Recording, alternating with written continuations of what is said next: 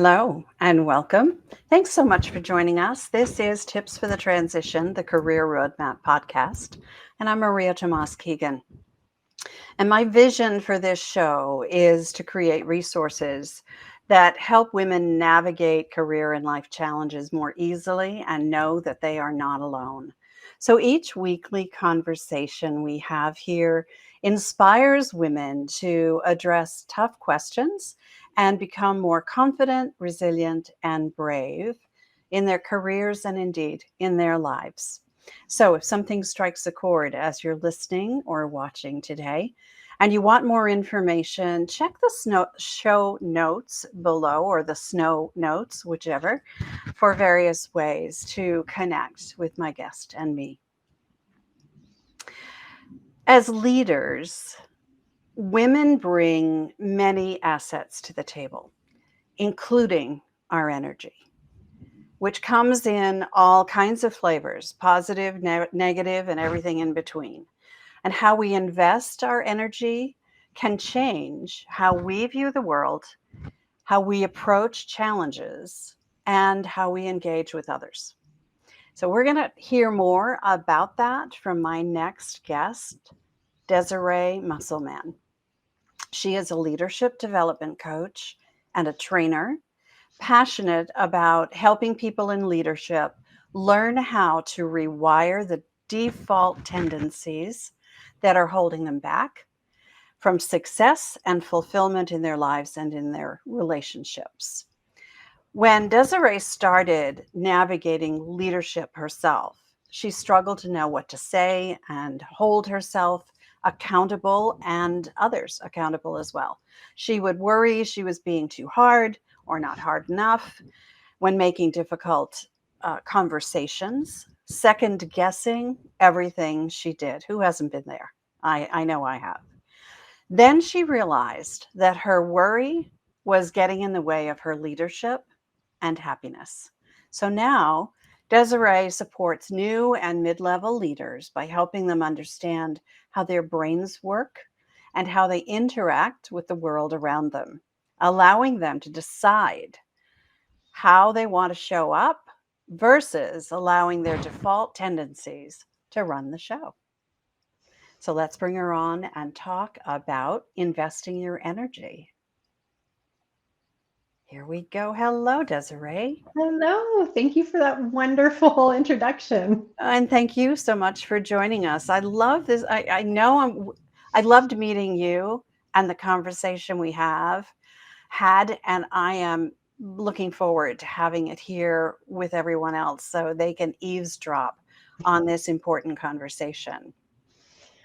So I would love for you to kind of pull back the curtain a little bit about your background before we dig into our topic today. Give us the shortened version of your corporate journey to set the context for our conversation today. Absolutely. It's probably a standard kind of journey in a lot of ways. Um, and I'll talk about my corporate life primarily. I worked in an industry that was very male dominated. And of course, me being who I am, I was like, well, I want to go down that path. And I did. And it was really interesting and it was a big struggle. And there was a lot that I brought to the table, a lot of things I had to learn, like any leader. And it was difficult. The first leadership position that I actually had in corporate, I had 68 people working for me, which is crazy. And I was in my 20s. Most of them were men. Most of them didn't want me in my position. They were very upset that I got it instead of them, because I was new to the industry and I was new to the company. And it was a big road that I had to walk. And it got better once I started understanding that I can't make everybody happy and I can't be everything for everybody, including myself, all the time. And that really led me down a really helpful road that allowed me to focus on my people and focus on the business. And I ended up running 7 multi-million-dollar businesses for that company. I would go in and address challenged departments, challenged locations, and change them out, get everybody's morale up, really just do an overhaul on everything. And that led me into training our leadership and our incoming people for the Western region for that company. And I loved it. That sounds like an enormous responsibility for you to have, especially when nobody wanted you in that position to begin with. So that must have been tough. It was not the funnest time, no, but I learned a lot from it. Yeah, I'll bet. Yeah. And there you have it, right? Those kinds of challenges that we face teach us something about ourselves and about how to do it better next time. Mm-hmm. So the lessons that we learn are, if we choose to learn them, right, are incredible, and they really can pave the way for us as we move forward in our careers. So, what in particular led you to focus on leadership development in your career now? It actually started back when I had that first leadership job in corporate because I ended up having an internal coach, and it was the first professional coach that I had had. And she was wonderful. Like, I did not feel I needed coaching at the time. I was just frustrated. I was pretty lost. And it was kind of forced on me, which coaching internally often can be. Yep. So you go into it with this mindset that it's not for me, it's for somebody else. There's something wrong with me. I need to be fixed. And once I got past that, it opened up a whole world of how I interacted differently with my people. And it really turned everything around, including those people that didn't feel I should have been in the position. Within 6 months, they were totally supporting me and asking what more they could do to help and looking at my vision and wanting to follow it, which was a huge step and relief for me because of that. And one of the things that she taught me about, this coach, was energy leadership. And I used it quite a bit with my teams moving forward. So that was introduced to me back in 2008.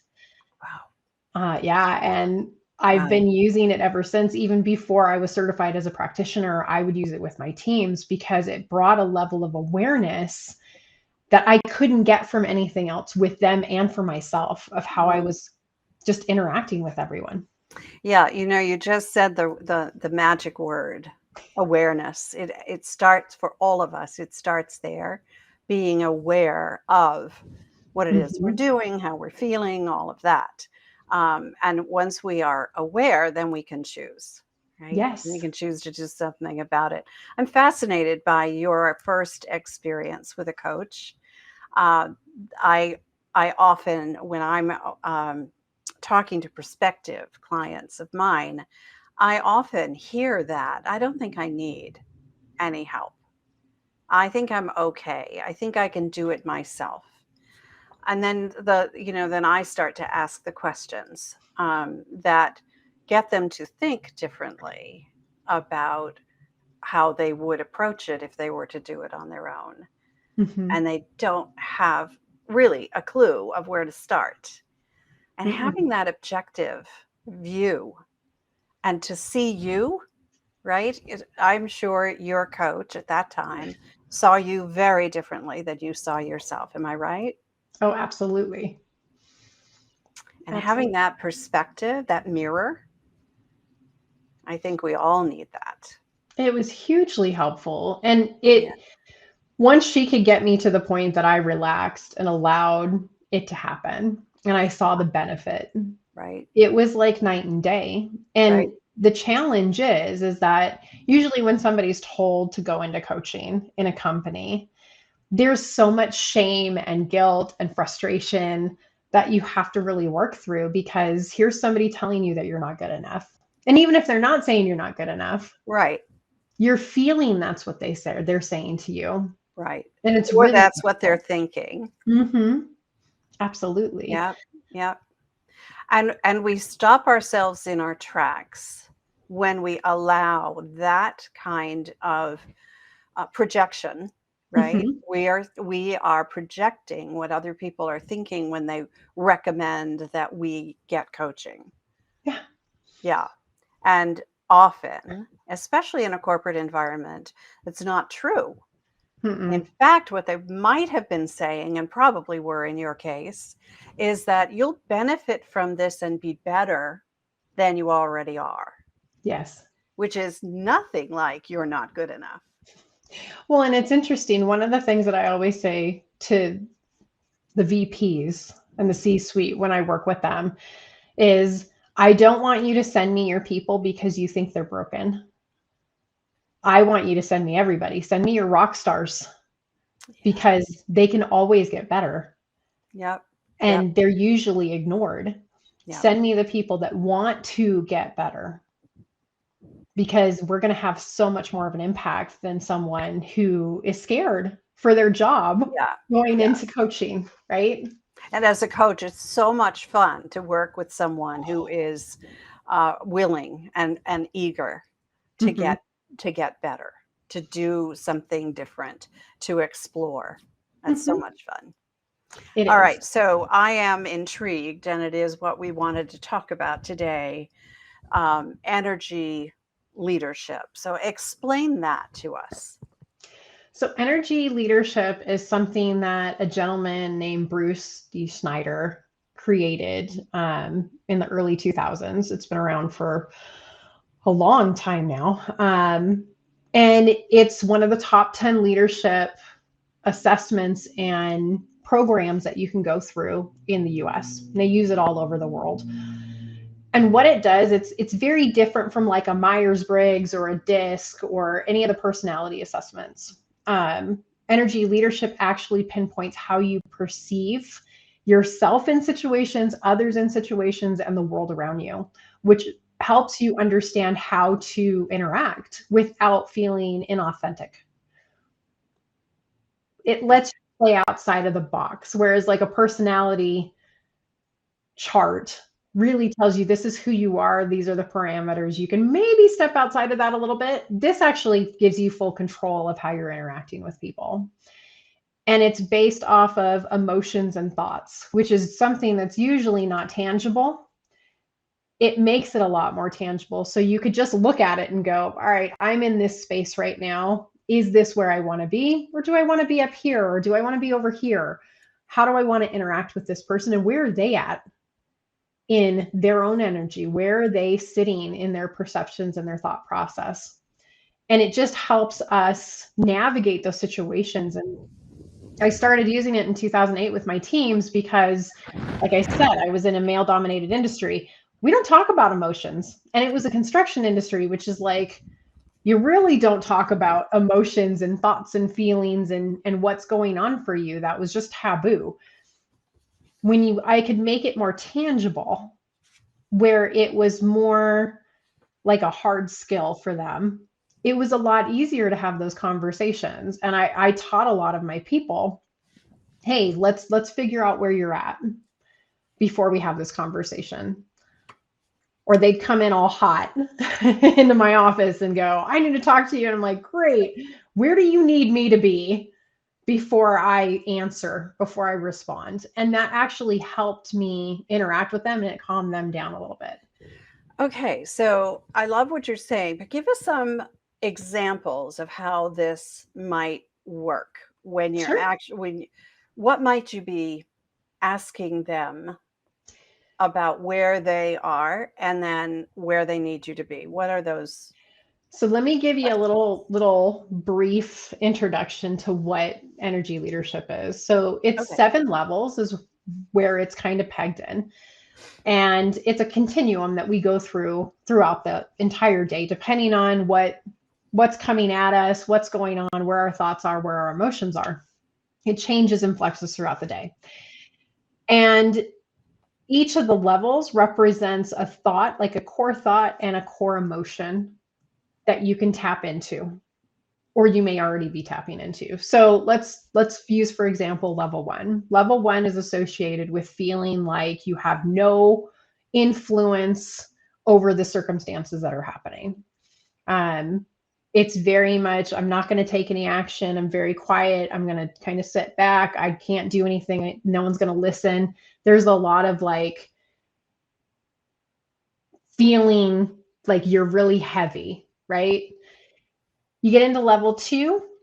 Level 2 is a lot more about those frustrated, angry feelings of like, I'm going to win and you're going to lose because that's the only thing that can happen. I really want to make sure that I succeed in this and you're getting in my way. That thought process of somebody is really pushing on me and I have to push back to be heard. Then you get into like a level 3. Level 3 is more about cooperation. I have a goal I'm looking at. I'm going to achieve it and I'm going to see if people fit into the puzzle to help me get there.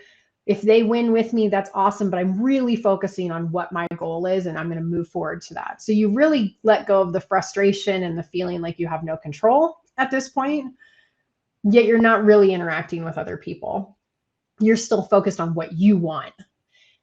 Then you get to level 4 and it's kind of the midway point. And I call this more of like the servant leadership area. You're very focused on other people winning. If you win, it's either because you win because the other person wins, or you win or you don't win. You don't really care if you win because it's all about the other person and what they need and how to support them and how to grow them and how to build them up.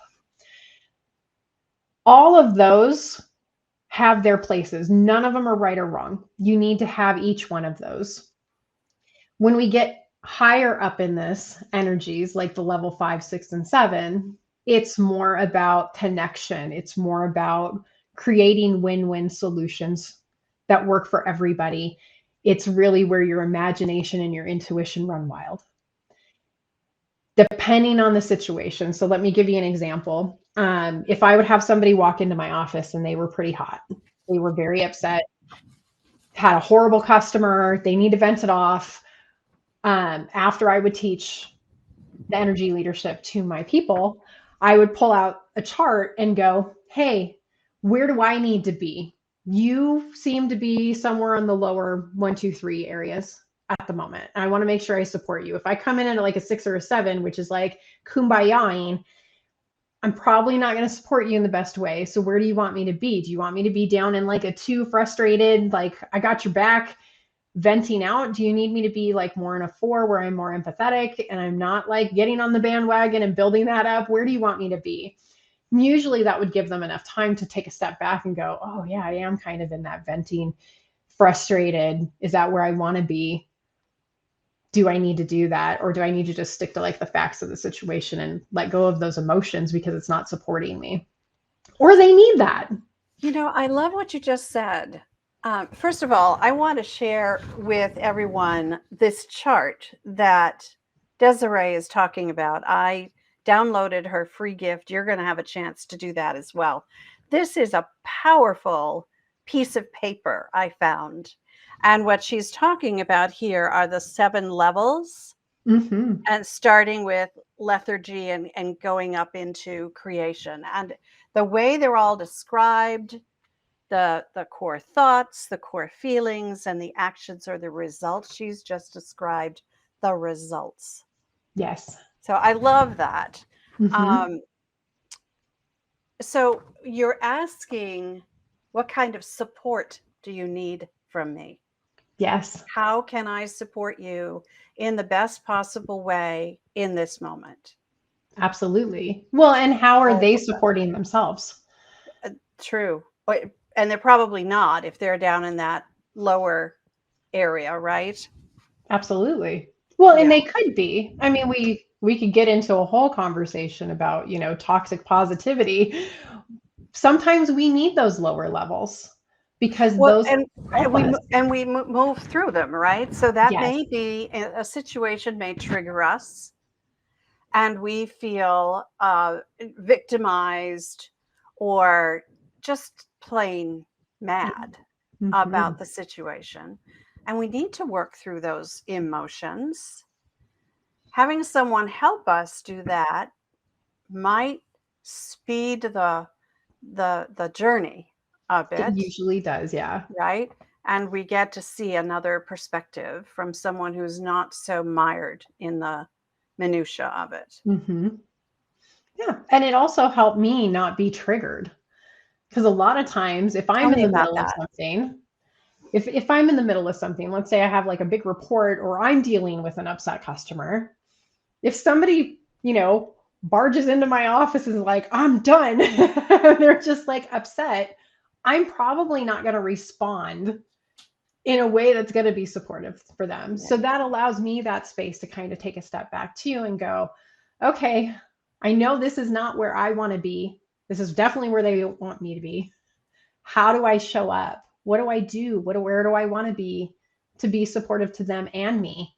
Because this is going to go really sideways if I pop off and I'm hot with them just as much as they're hot with me. And it happens all the time because we have so much going on as leaders.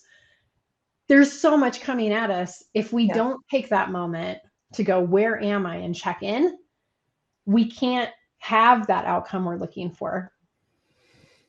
Okay, so you're speaking my language, because one of the things that I tell my clients all the time is that there is great power in the pause.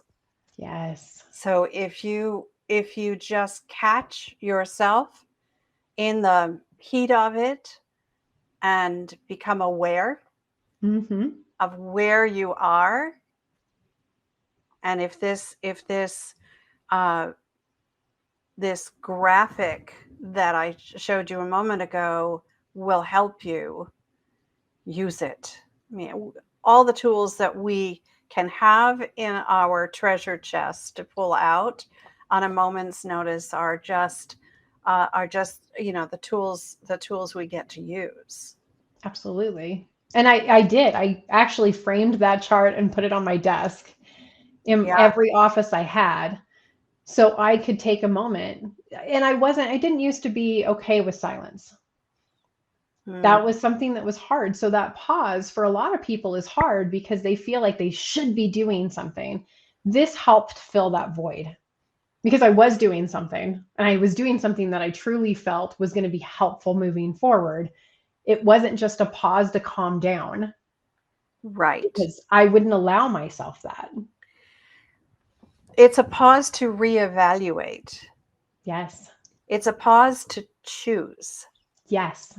And we have to think about that. We have to be conscious about where we are and what we want instead. Yes. It's that intentional choice. All right, so let's talk about that. What do you mean by intentional choice? Well, before we came on here, we were talking a little bit about unconscious bias and Mm-hmm. how our brains work. And it's really interesting because a lot of the things that we do unconsciously. And oftentimes when we think about unconscious bias, we think it's a negative, but it's actually something that our brain just naturally does so we can function in the world. And it's really interesting. There's different amounts, but somewhere between 30 million and 60 billion is the amount that they say of information we take in per second, which is a lot. Like either one of those is a lot. Yeah. Yet we can only consciously pay attention to like 16 to 40 pieces per second. Wow. Wait a minute. Run those numbers by us one more time. I was not aware of that, but that's a little scary. There's a debate on how high it is, but it is definitely in like the 30 to 40 million up to like 60 billion pieces. Because when In you think about it, in a second? in a second, in one Oh second, my. it's touch, it's taste, it's sound, it's Yeah, visual, it's changes of the shading, it's wind, it's everything that we take in, and we take that for granted. right. How much information we take in per second So, and then the number of how much we can consciously respond to. is between 16, so 1 6, and 40, Wow. 40. So we have to choose pretty wisely, don't we? We have to be very intentional about what we're paying attention to. And the way our brain works is to automatically make assumptions based off of past experience, our memories, our emotions, how we felt about it, other people's thought processes that we've taken as our own, our cultures, everything makes that up of how we're going to interact with somebody else. And we don't really control it unless we're very aware of how we're showing up. That's when we can get really intentional and live in intentional choice towards how we're behaving, how we're responding. And it does get easier With practice, with absolutely, practice. like everything else, right? Yes. Yes. Yeah. You were talking about unconscious bias. When we are not focused on intentional choice, that unconscious bias can influence how we show up, how we respond to situations.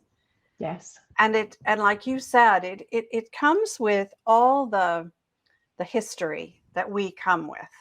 Some people would probably say that there's even past lives that come into effect, right? What we need to, if we want to, right? What we want to do, if we choose to live by intentional choice, is become aware of as much of that as we can Yes. when we're triggered. We go, oh, let's get curious about that. Mm-hmm. Yes. Curiosity is a big part of this, isn't it? It is a big part of it. It is a big part of it. And it's not just curiosity of us reflecting back. Yeah. It takes a lot of like asking others, what have you seen? And one of the tools that I give to a lot of leaders is something that's super simple. And they use it for project like understanding and kind of pulling them apart and goal setting. And it's just the start, stop, continue question. What do you want me to start doing? What do you want me to stop doing? And what do you want me to continue doing? And the more we can ask those questions of other people, we can understand how we're affecting them. We can understand how we're showing up, and we can be much more intentional about it. And we can dive in and really understand it more. So it's not about tweaking us as people. It's about understanding how to be the most effective we can when we're interacting with other people and ourselves. And when we, rather than assume how we should do it, Yes. if we ask, then we know. Yes. Assuming that, there's the assuming part, assuming the other person is willing to engage with us at this level, to really think about and answer the question, what do you want me to start doing, stop doing, or continue doing? Mm-hmm. Well, and So sometimes that, it takes a while. yeah, yeah. And I imagine that when you're leading your team, it took a while for them to get used to you asking questions like that, right? It's the consistency piece. So what's really interesting is the more that you do this and the more awareness that you bring, the easier it is. So by the time I was hitting like the last branches or the last locations and departments I was taking over, I'd be in and out of them within 4 to 6 months. We would see a change, a pretty drastic change within 2 months because I was consistent with how I was interacting. I walked in, set the field, told them exactly what my expectations are, found out exactly what their expectations of me were, and we just played ball from there. And that helped because I understood where I was at, how I was showing up, how they wanted me to show up, how they were showing up already. And we just built this camaraderie. So it was much easier. That trust was developed. But a lot of it came from me bringing awareness to myself first and then helping them bring awareness to themselves. That makes a lot of sense. What occurs to me, Desiree, is that this becomes an evolving situation. It is Mm-hmm. it is changing all the time, Yes. and there are some people who are not comfortable in an ever-changing environment. They want the status quo. This is the way we've always done things. What are you doing? Why are you coming in here and trying to change it? If it ain't broke, don't fix it. All of that stuff. How do you deal with those kinds of people? That is a big conversation. I will say it starts with really understanding their values, though. What do they care about? Why are they afraid of the change? Because usually they'll open up once you understand why they don't want to change, what it is, where that like fear or that stress or that worry is coming from of the change. Right. Then you can kind of work it in and have those deeper conversations of like, well, how are you perceiving the situation? If we change this, what are you thinking? A perfect example would be in one of my locations in Southern California, we were going to test pilot for the first time in years. No one had ever done this in the industry. We're going to test pilot customers being able to check themselves out. And in the construction industry, you have to know all these parts, and they don't have like scan bars on them or anything like that. And everybody's pushback was, we won't need our guys to ring anybody up anymore. We won't need those team members.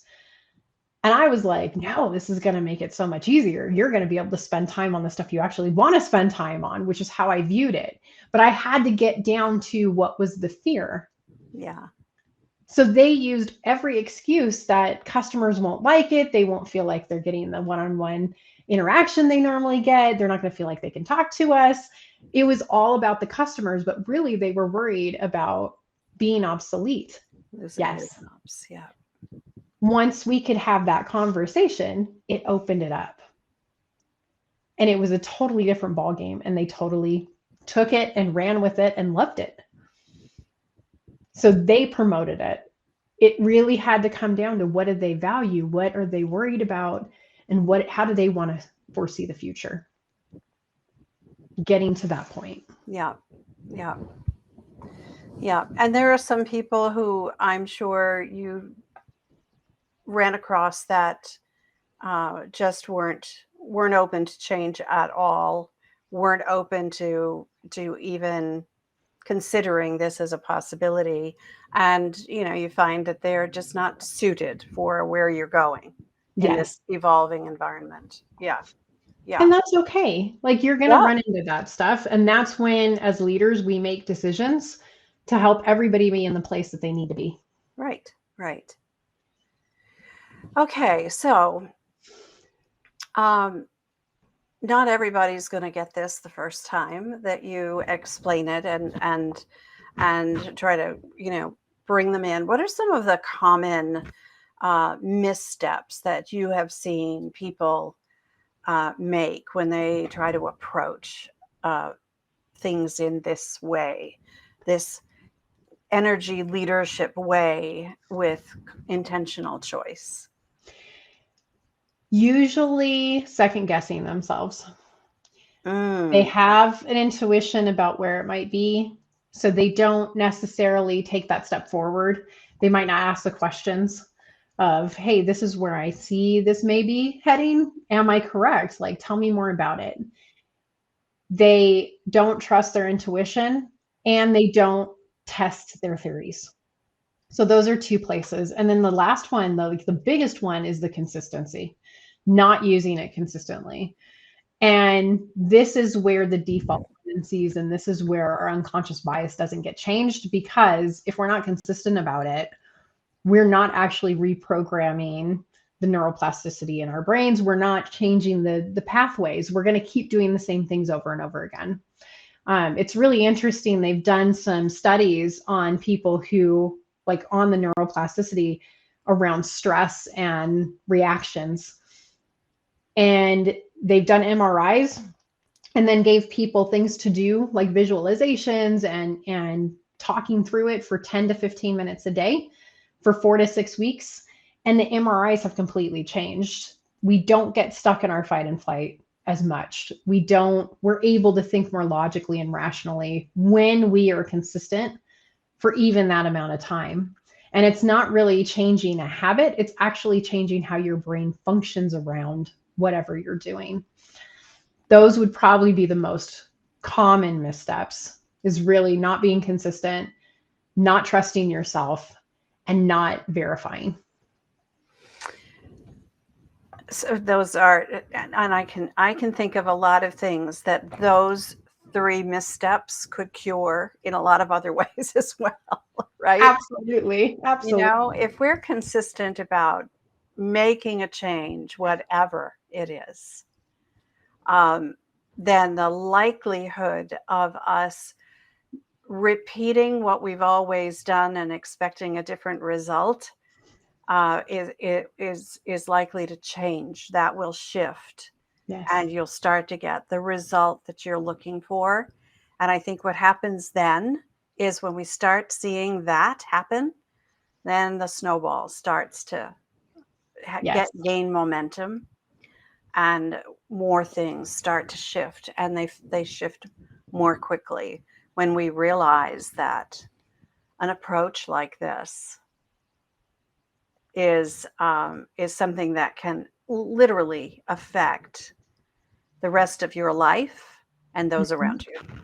Absolutely. How do you teach consistency? In baby steps, Yeah, really. It's when we think about making big changes, it seems very overwhelming. So we don't usually do anything. We kind of get stuck and we're like, it's too insurmountable. When I work with clients, I there's lots of different little tactics that I teach them, and it depends on their personality and what they are engaged with. There's lots of tools you can use to be consistent. You have to find the right ones for you. right, right. I mean, I still like, and as you do it, this is the other thing that I've learned since really doing developmental and learning more and bringing more awareness. The more I use the tools, sometimes the less they work for me, because now my brain's like, oh, I know what you're doing. Right. I got this. I So, figured it out. yes. So, Yeah. really trying things out here and there to see what can be most effective in that space. Because Yeah, as you that's the grow, it's testing not going to part that work. you talked about, right? Yes. Kind of test things out, and then you learn to listen to your intuition about it Hmm. rather than looking at a chart. Yeah. Well, and the thing is as humans, we like to kind of take our foot off the gas pedal once we feel comfortable, Yeah. and we don't challenge it because it's working, right? We've always been taught if it's not broken, don't fix it. The challenge is that if you want to keep growing and you want to keep building your effectiveness, Yeah. you have to try new things. You have to test some stuff. You have to get out of that comfort zone. And Yeah. it's so uncomfortable. Mhm. Yeah, it is. I live outside of my comfort zone almost every day. So yeah, I know. I know. I know. Yeah. And that's one of the things that a lot of people resist. Mhm. Resist. Yeah. Um, but there are people like us to help them figure out how to do it in small steps that are not overwhelming, Mhm. and that are this is a very customized approach that you're talking about. It's the way I approach my clients as well, because everybody's different. Yeah. There's no one right way to do anything. No, no. Mm-mm. But there is a right way for someone to do something when they know that it feels right Absolutely. and I trust. say it's just like leadership. We always talk about there's a right or wrong way to do things, but there's really not. I like to think of it as there's a less effective way and a more effective way. And it depends on the people, the situation. There's so many factors Yes. about And that. one thing that works in one situation may not work in another. Right, We have to right. be able to adapt in those moments Which in it, our own ways. which makes it really hard to write a manual. Tell me about it. Yeah, and therein lies your challenge. Yeah, It's a yeah, fun challenge to have, though. yeah, yeah. It's what makes it so exciting to me, and interesting and fascinated by the different people I meet and the different approaches I need to take because they are different. They're Mhm. a different client. Yes. And that's fascinating to me, and it keeps me challenged all the time. So Mhm. I think if leaders who adopt this kind of approach, this energy leadership approach, will be continually fascinated and curious at a lot of good things that you can tap into. Absolutely. All right. So, Desiree, we end every episode with a section of tips and key takeaways from my guest. It's why I call the show Tips for the Transition. So, I'd love to know what yours are. Would you share your first one with us? Absolutely. The first one would be use the chart. It's super helpful. I actually spell out exactly how to use it. So Maria showed a little bit of it, but it's the full, like there's pages of it, Yeah, how to she actually does. use it. It's brilliant. It's really brilliant. I really have spent some time with it this week since I got it, and I love the questions that come to my mind. Hmm. So she's done a fabulous job explaining how to use it, and the chart itself is it begs a lot of questions, and when you get curious about those, that's where the magic happens, I think. Absolutely. Good job with that. Okay, what's your second tip? My second tip would be mindful of when you're in judgment. Hmm. It's really difficult to stay in curiosity when we're judging things, and we judge things all day long. It's part of that unconscious bias and our natural default tendencies. So the more aware that we are of when we're judging something, even something small, judging ourselves, judging others, judging circumstances of like it'll be better when we start recognizing that, it's a lot easier to be empathetic to other people, to understand and use that chart to be able to say, oh, you know what, they're kind of in level 1 right now, they're not going to be receptive to this, so let's go into maybe like a level 4 and be supportive and see how I can support them. It's not about me at this point, it's about them. How do I get them out of that? This The judgment piece is a big piece. Yeah, um, you're so right. We do judge things all the time, unconsciously, without even realizing that we are. So the awareness piece comes in here big time. Yeah. Just getting, it's like when you buy a white car, all of a sudden all you see are white cars on the that's road, right? It's happened to me that's all your the time. brain.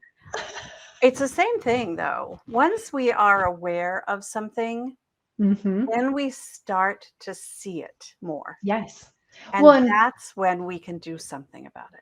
yes, and that's really a great piece to talk about because when we aren't aware of that, like I love using the example, and I always use a car example, and then I tap it over into work. We've all had that one boss that would call us into their office, and we'd be like, oh, what now? Right. And maybe we only had two negative interactions and they called us into their office 100 times. That is part of how our brain works. And if we're only focusing on that and we are judging it, we're going to look for things that make that judgment true. We aren't going to look for things that make it untrue. Right. And we bring that energy in with us. Yes, we That's how do. we show up. Yes, it's how it pulls us down into those lower levels. Yep. Hmm. Yep. Oh, this is such powerful stuff. Oh, Awareness is it's hard. I won't say that it's not, but it's so fulfilling once you get there. and the more we are aware of our thoughts, how that um, guides our behavior, Yeah. and that is how others we show up, how others see us. That the energy is just it's just It's just like this thread throughout all of that, and it pulls them all together until we choose to change it. Yes, And that can turn from a black thread to a platinum thread when we figure it out, right? absolutely. Yeah. All right. Third tip. What have you got? My third tip is to really spend that 5 to 10 minutes a day focusing on how you want to be. We'll change those default tendencies when we do that. They've done a lot of studies. One of them was famous about basketball, where they took a group and they had them practice free throws for like an hour a day. And then they took another group and they had them visualize for 30 minutes a day, and they never touched a ball. And then they had the control group that didn't do either. The group that actually practiced the free throws every single day for 30 days got about 25% better, 26% better. The group that visualized it got 25% better without ever touching the ball. So oftentimes we feel like we have to practice by actually having conversations, but the more we think about them, and we don't judge ourselves in them, we don't look for the negatives. We're actually looking like, this is how I want to show up. This is the outcome I want to have. This is where I want to be. The more we do that and practice it, the more it just actually comes naturally, because we're creating that default tendency. That's how you create that new neural pathway. So I would invite you to do that for a month on a specific thing and see the change that you get. Just thoughts become things, right? They do. Yep, they do. Yeah. This is powerful stuff, Desiree. And I am rather certain. I love the way you've woven this phrase throughout default tendencies. The things that we are, the things we do, the things we say unconsciously. Mhm. So when we become aware of those, there's magic in that. I love this conversation. And Thank I know there are going to be a lot of people who are going to want to know more from you. So, what is the one best way for them to get in touch with you? you. So the one best way would probably go to my website. You can learn more about energy leadership there, and that is at desiredeffectscoaching.com. Um, Okay. you can also reach me at LinkedIn under my name, Desiree Musselman, or under Desired Effects Coaching. Okay. And all of those links will be in the show notes for everyone to get to your website to download this free gift you have. All of those links will be in the show notes.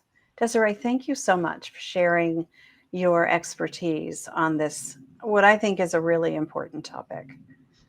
Thanks for the great conversation. I really enjoyed it. It is my pleasure, and I really want to thank you for being here. And Thanks for to having me. everyone else who has joined us, I want to tell you how much I appreciate your being a part of this community. And as I said, if you enjoyed this episode, check out the show notes below and subscribe so that you don't miss one. Leave us a comment. Tell us what you liked. Tell us what resonated with you. And if there's a star rating where you are, pick a star and let us know what you thought of the show. As I said, also, I love creating and sharing resources for women. Plus, as a career and life coach, I work with women to help them navigate challenging times more quickly and gracefully. So, if something in this episode resonates with you and you'd like a fresh perspective, reach out. Let's talk. You can reach Desiree, as I said in the links below. And I invite you to continue this conversation in my private Facebook group called the Career Transition Roadmap. And the link for that is below as well. So let's meet again here next Wednesday, as always, because you know what? I believe it's our time to thrive. So let's thrive together. Till next time, I'm Maria Tomás-Keegan, helping you turn transition into triumph.